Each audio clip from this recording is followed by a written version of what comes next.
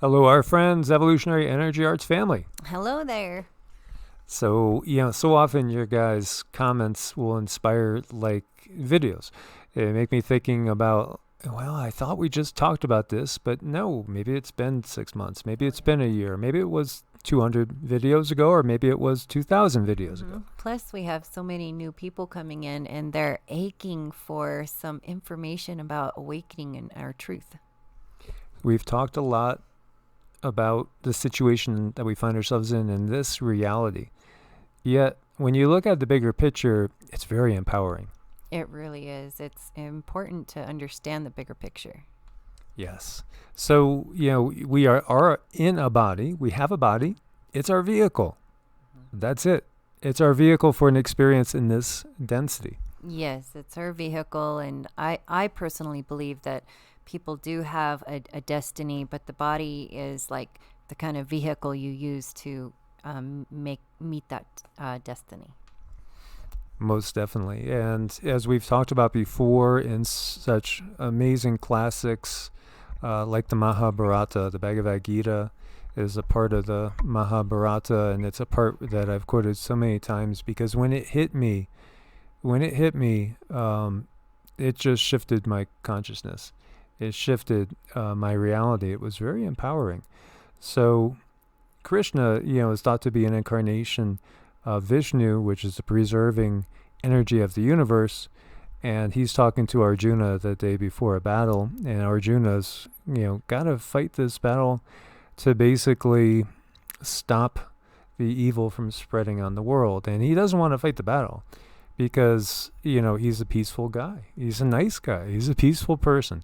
And yet the evil is spreading in the world. And, that's a huge, big question in and of itself, too. The choice to fight or flight or just get out of the whole situation. In his case, he was born into a quote unquote like royal family. And so he was limited in his choices. And so Krishna just basically explains to him that the difference between the two of them is that Krishna recognizes this is not his only incarnation. He knows all of his incarnations. He knows and understands who his higher self is. Even beyond that, he knows of and has the experience of his oneness with the creative force of the universe, which empowers him to a very, very high degree. Mm-hmm.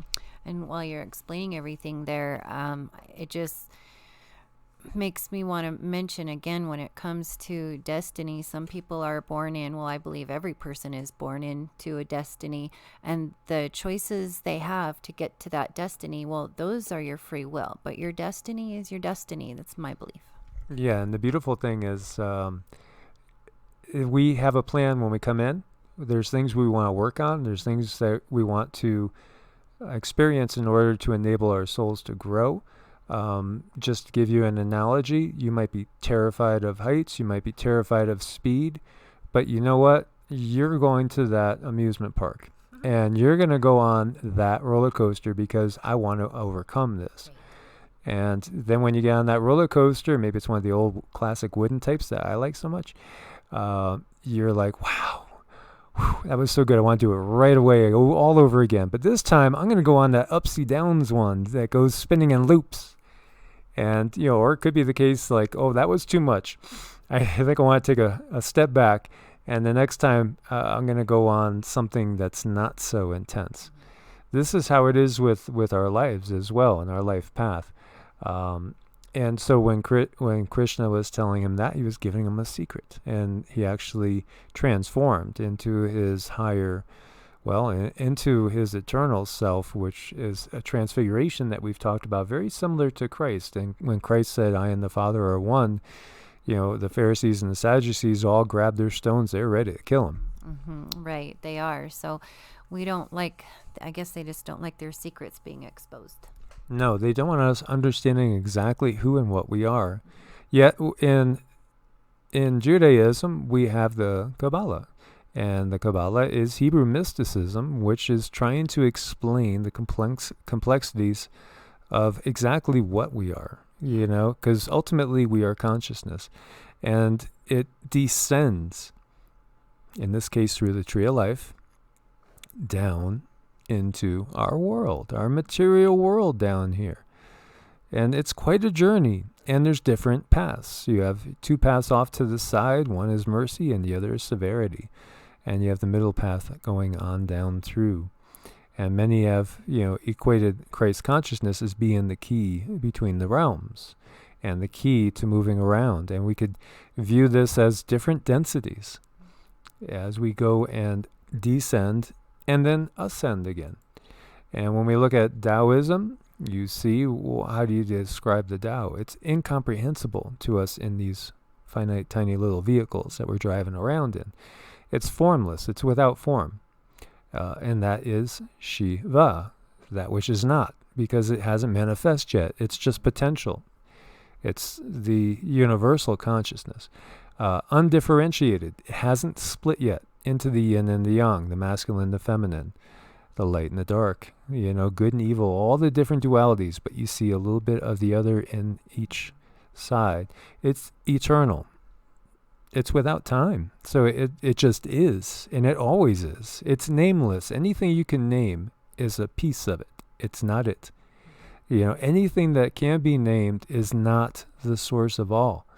It's yet another manifestation of the all. So as we say here, the Tao that can be expressed is not the eternal Tao. The name that can be defined is not the unchanging name. And we have that also said down below it in a different language there. And this was cool, I thought, because you have the cosmic egg. You have the Tao inside of it. Ein Sof, Ein Sofar. And I just thought that was a neat little representation, because what we see is the duality, the manifest universe. And this is Shiva and Shakti. And this is the divine masculine, the divine feminine. And we also note, look at its roots. It's like the tree of life again. Just another way of interpreting these things. As we see a pyramid in the background. And that might even be an all-seeing eye in there. Who knows? Again, it's consciousness coming down. All matter is merely energy condensed to a slow vibration. We are all one consciousness experiencing itself subjectively. There is no such thing as death. Life is only a dream. And we are the imagination of ourselves. Bill Hicks. Was Bill Hicks really, who? Alex Jones? Some people believe so. Bill Hicks disappeared. Alex Jones came out. Was he bopped onto the head and put into an MK Ultra project, perhaps? Thoughts on that one, guys? Consciousness has no religion, no belief or ideology, no gender, no sexuality, no race, no age, no nationality. In your consciousness, and you just are. This is the bigger picture. Consciousness is not mind. It is the ground of all being, the ground of both matter and mind. Matter and mind are both possibilities of consciousness. And ultimately, light is the vehicle of consciousness. Light is information. And at our higher levels, we're just simply beings of light. This is a playground that we came down to, albeit this one that we're going into might be like one of those Halloween haunted houses.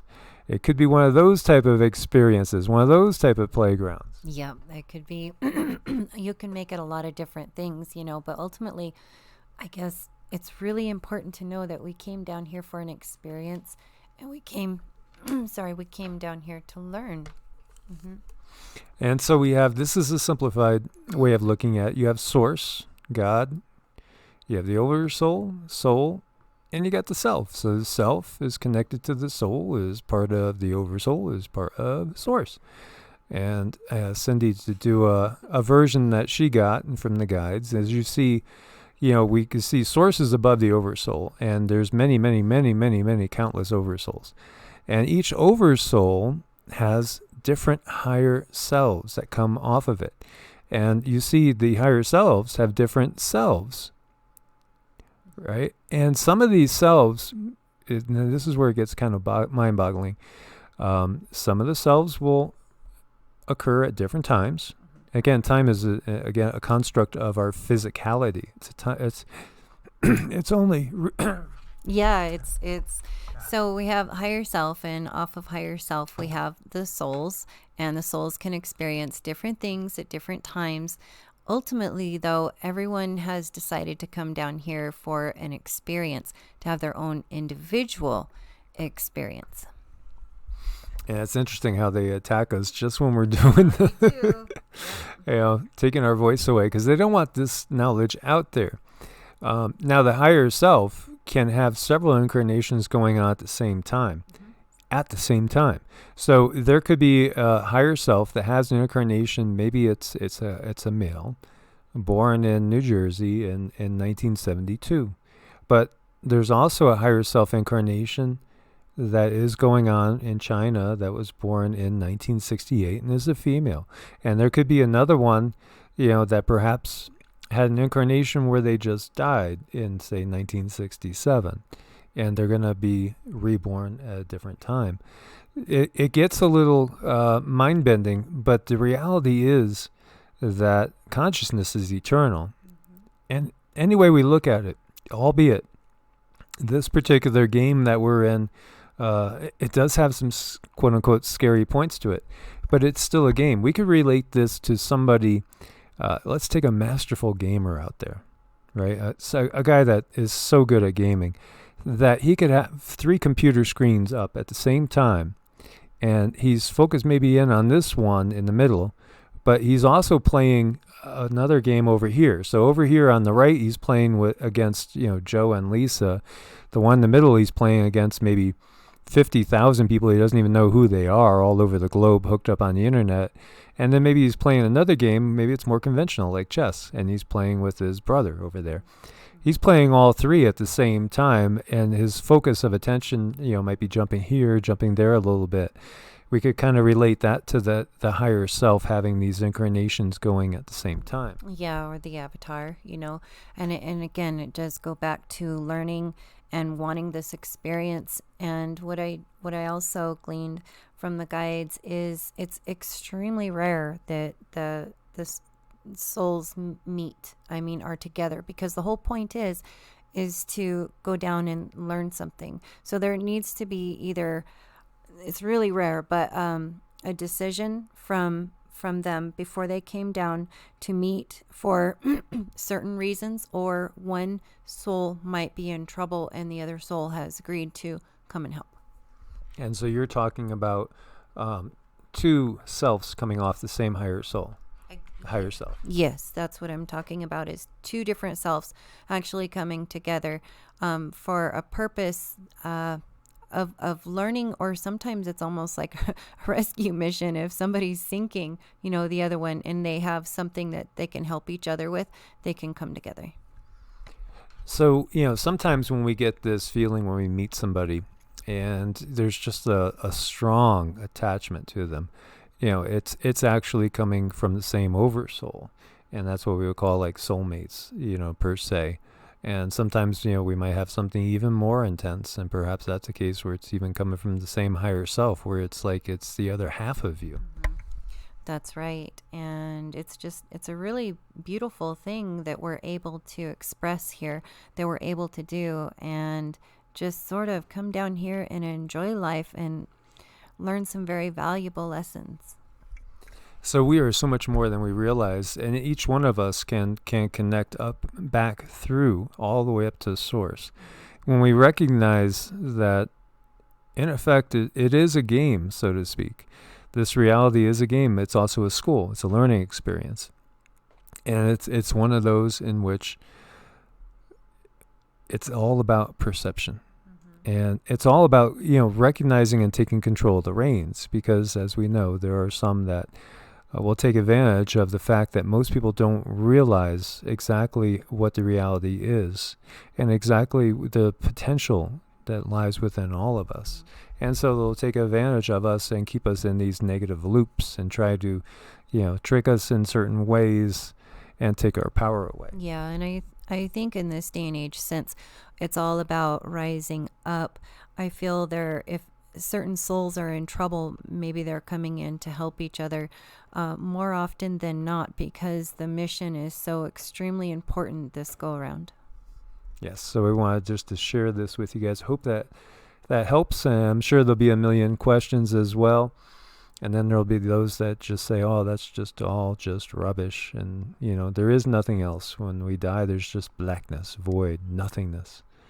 But, that's a poor way of looking at it in so many ways. It's very sad. And a lot of times that type of mindset just comes out of frustration, So I hope you guys understand and get the feeling of the wonder of the experience, because what's happening right now is we're going to grab the reins and we're going to take our own personal reins back, and we're going to have this experience and learn and grow from it, and then create newer and even better, more fun experiences. And it sounds exciting. As always, guys, thanks for being part of the family. Make sure you're subscribed. Thanks for your support on Ko-Fi and Patreon. Anybody that wants to reach out to us and have a session, it's EEARTS@protonmail.com or evolutionaryenergyarts@gmail.com. As always, God bless and namaste. Namaste.